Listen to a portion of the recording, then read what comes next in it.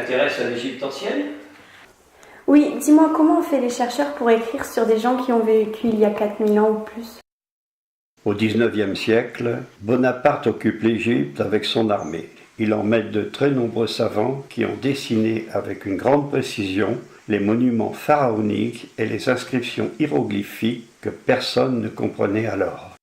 Peu après, Jean-François Champollion les a étudiés et finit par réussir à les déchiffrer en 1822, ce qui a permis la compréhension de l'Égypte ancienne.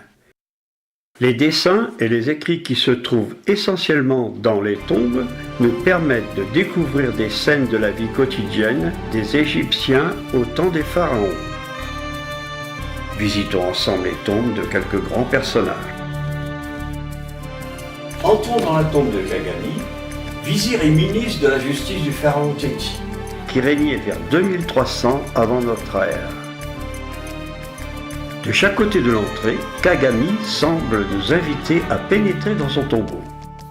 Sur le mur de la première salle, la pêche est représentée.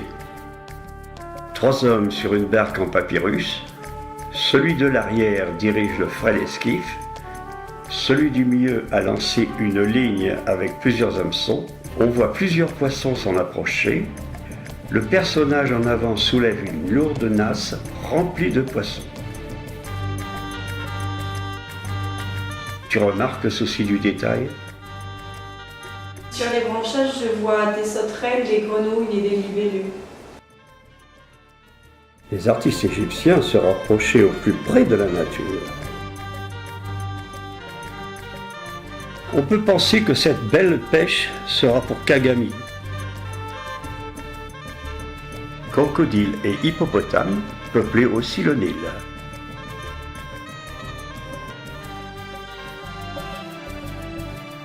Là, tu vois un crocodile prêt à dévorer le bébé hippopotame qui va naître.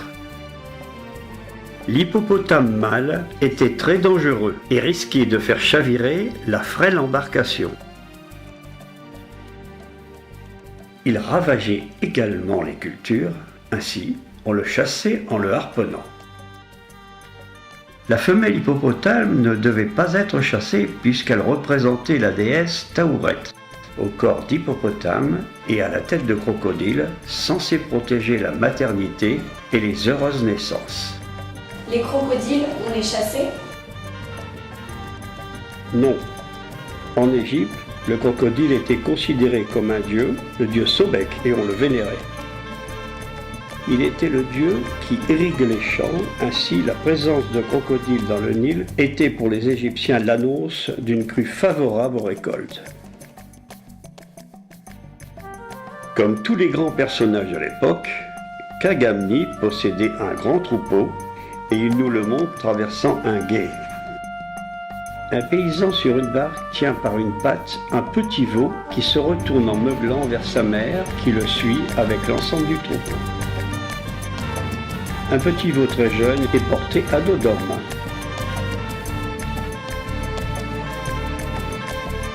Et le lait? Le lait est la principale boisson du peuple. Il figure souvent dans les représentations de paysans qui le consomment avec du pain et des oignons. Le pharaon est symboliquement représenté buvant du lait d'une vache qui est l'incarnation d'Hathor, la déesse de l'amour, de la beauté, de la musique, de la maternité et de la joie. En se nourrissant du lait de cette déesse, comme les pharaons d'Hatshepsut et de Ramsès II par exemple, il devenait l'égal d'Adieu. Les Égyptiens pensent que la traite est douloureuse et sur certaines représentations, on voit une larme qui coule de l'œil de la vache. Un petit veau tête sa mère. Un homme nu, d'une main tient entravées les 2 pattes arrière d'une vache et de l'autre dissimule une petite cruche, tandis qu'un enfant traite l'animal. Ici, Khagami est représenté dans son tombeau, plus grand que les porteurs d'offrandes, c'est lui le maître. Une multitude de produits de toutes sortes lui est apportée pour qu'il ne manque de rien dans sa vie future.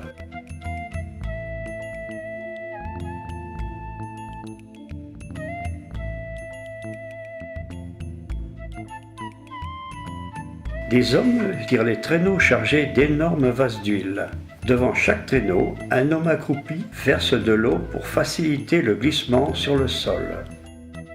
On trouve des charges portées sur traîneau dans de nombreuses tombes. Mais la réalisation la plus impressionnante est celle faite par Djehutuhotep.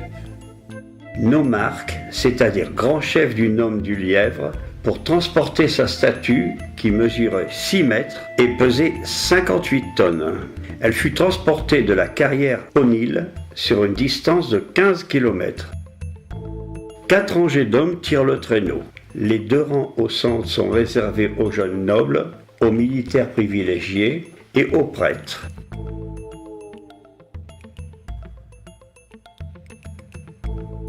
Tandis que dans les rangs extérieurs se trouvent les jeunes hommes du commun répartis en 2 groupes, représentant la partie ouest et la partie est du nome du lièvre. C'est quoi le nome du lièvre? Cela correspond à une région appelée le lièvre. Djehutuhotep en est le nomarque, c'est-à-dire le gouverneur. Il y représente le pharaon vers 1800 avant notre ère. Et cet homme qui verse de l'eau, c'est comme chez Khagami pour faire glisser le traîneau? Tout à fait. On peut imaginer que les constructeurs des pyramides ont utilisé cette méthode.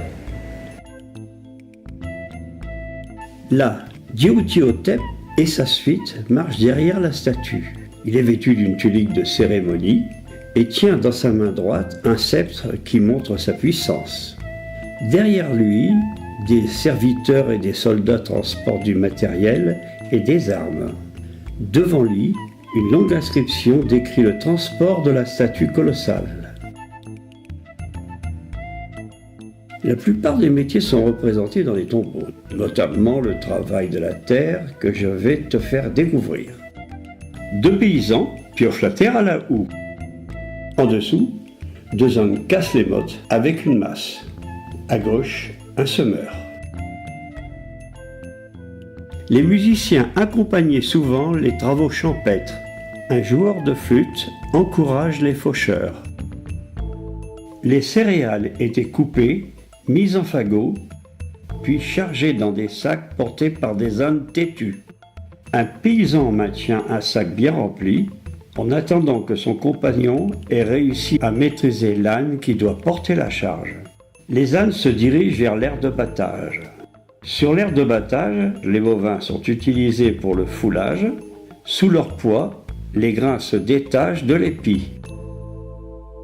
Les paysans se protègent la tête avec une étoffe et lancent les graines en l'air pour que le vent sépare la balle du grain.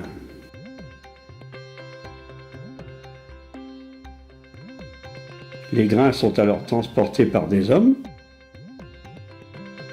Une partie de cette récolte servira à nourrir les volailles. La vie à la campagne ne semble pas avoir changé. Tu as raison, en Égypte, on voit encore aujourd'hui des paysans qui travaillent comme autrefois. Des gravures de basse-cour sont fréquentes dans les tombes. Tu vois ces ouvriers en train de gaver des oies, tout comme nous le faisions au siècle dernier. Quel était l'aliment principal pour la population? Comme nous au siècle dernier, c'était le pain.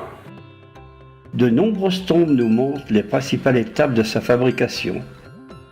Celle de Ti, par exemple, qui était ami unique du roi et directeur des coiffeurs de la grande maison, vers 2500 avant notre ère. Avec le temps, les images de la tombe ont été dégradées. Les égyptologues les ont redessinées pour une meilleure compréhension. Sur les gravures, par convention, les femmes sont toujours représentées avec la peau claire et les hommes la peau foncée.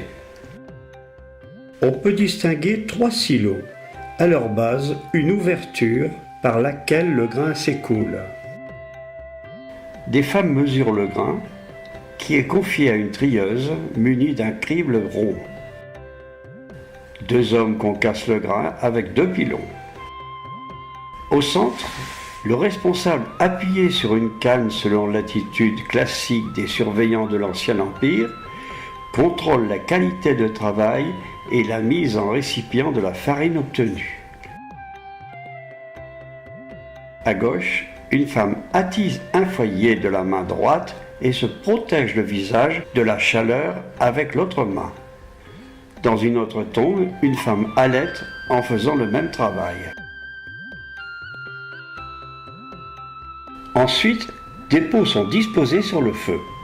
La pâte pétrie est mise dans des moules chauds où elle cuit doucement. Deux hommes démoulent le pain.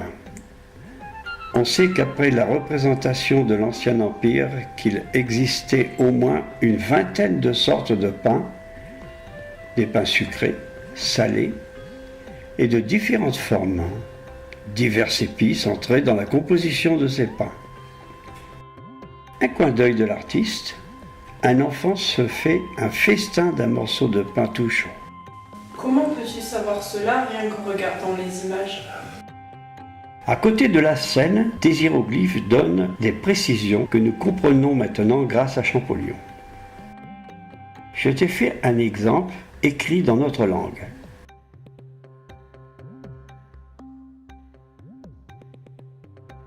Une sorte de pain moins cuit servait à la fermentation de la bière.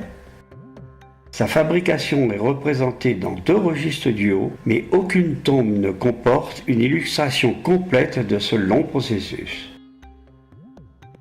À droite, un homme retire le contenu d'une grande jarre qui semble contenir des céréales mises à germer. Au-dessous, un homme agenouillé étend ce malt pour stopper la germination. À gauche, les moules sont chauffés. Il est certain que la bière égyptienne était faite avec une sorte de levain pour la fermentation et un liquide parfumé et sucré avec des dattes. On brassait le mélange et on le filtrait. Le liquide recueilli était mis en jarre que l'on posait sur des clés après les avoir bouchées. On le buvait sous le nom de bière. Celle-ci est attestée dès le 5e millénaire avant notre ère. On utilisait donc des pots pour le pain et la bière? Oui, mais aussi pour bien d'autres utilisations, pour recueillir de l'eau et pour la conservation de nombreux aliments. C'est pour cela que le métier de potier était si important. Et l'homme devant, il se protège aussi de la chaleur? Bien sûr. À côté, un tourneur façonne un pot. Au-dessus de lui, des pots attendent d'être enfournés. Lorsqu'ils sont cuits, ils sont rangés sur des étagères. On trouve en Égypte antique des boulangers, des brasseurs, des potiers, mais aussi des bouchers. Suis-moi, nous allons les rencontrer dans les tombes de Thi et d'Idout. Il fallait se mettre à plusieurs pour attraper le bœuf et le coucher pour le tuer. Les meilleures pièces étaient découpées et apportées en offrande avec de nombreuses volailles bien grasses.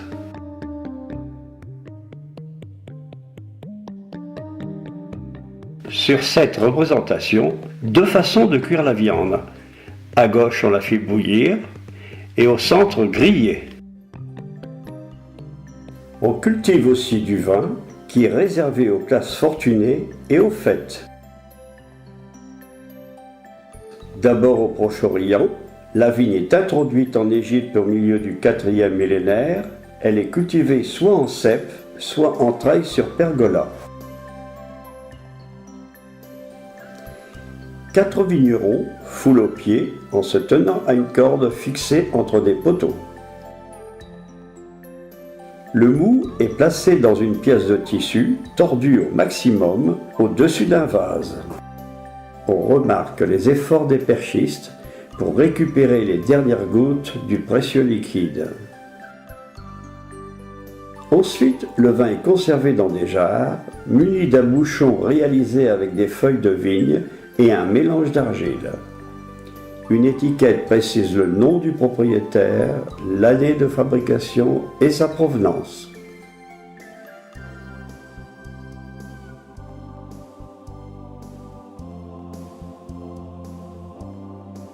Il pratiquait l'élevage d'abeilles? Effectivement, Dans cette scène, Pabassa prie pour que ses abeilles fassent une bonne récolte et remplissent de miel ses ruches en poteries bien rangées. Peu de scènes d'apiculture sont représentées dans les tombes. Les pauvres ne sucraient pas leurs aliments? Si, ils utilisaient du jus de date ou du jus de caroubier, bien moins cher. D'autres métiers sont exercés, comme celui de scribe. Le scribe note le nombre de têtes de bétail pour prévoir l'impôt. Le scribe était présent dans tous les secteurs d'activité, exploitation agricole, ateliers, armée, administration des temples ou institutions de l'État. Ils sont donc très nombreux et figurent dans pratiquement toutes les tombes des grands personnages. Leur rôle consiste à noter toutes les opérations effectuées dans leur domaine. Sur ce registre, les responsables rendent compte aux scribes qui enregistrent les résultats, lesquels seront transmis au maître du domaine. Faisaient-ils de grandes fêtes? Se réunissaient-ils? Comme nous le faisons, ils réunissent leurs parents et leurs amis, mais dans les tombeaux, les scènes représentées sont des banquets funéraires. Les dames assises sur leurs talons ont revêtu leurs plus beaux atours. La petite servante rajuste les boucles d'oreilles de l'une d'elles. Les convives se distribuent des fruits et la première respire une fleur de lotus. Les servantes sont souvent nues, avec une ceinture qui souligne leur forme ou portent des robes transparentes. Ces deux convives jugent qu'ils ont suffisamment bu et refusent la coupe qui leur est offerte. La musique et la danse accompagnent souvent les banquets. Cet ensemble de 3 musiciennes est rendu vivant par le visage tourné de celle du milieu qui joue du luth. La première joue d'une harpe de grande taille avec plus d'une dizaine de cordes. La troisième d'une double flûte. Ici, une harpiste accompagnée d'une interprète de flûte double. Au centre, la chanteuse tient 2 morceaux de bois qu'elle devait faire claquer l'un contre l'autre. Un homme et une femme accroupis jouent de la harpe. Une troupe de musiciens passe devant les convives. Un chanteur accompagné d'un harpiste. Le chant des harpistes apparaît au Moyen Empire, il vante les plaisirs et est chanté au début des banquets pour que les invités jouissent de ce repas en oubliant qu'ils sont mortels. Fais un jour heureux sans te lasser. Vois, il n'y a personne qui emporte avec lui ses biens. Vois, nul n'est revenu après s'en être allé. Accomplis tes destinées sur terre et ne te tourmente pas. Car les plaintes ne sauvent personne du tombeau, et personne ne peut emporter avec lui son bien. Les paroles étaient plasmodiées par un joueur de harpe aveugle. Cette troupe de danseurs exécute une figure qui paraît impossible à réaliser.